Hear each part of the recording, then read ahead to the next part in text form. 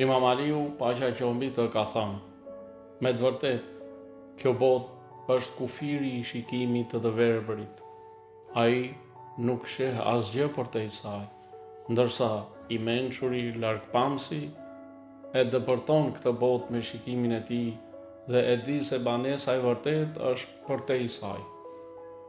Me këtë thënie, prisi i besimtarëve na mëson se njeriu që është i lidhur vetëm pas kësaj bote dhe kënaqësive të saj, është si një i verbër që nuk sheh përtej jetës materiale, ndërsa njeriu i mençur dhe me largpamësi e kupton se kjo botë është e përkohshme dhe se jeta e vërtet dhe e përhershme është ahireti, bota tjetër.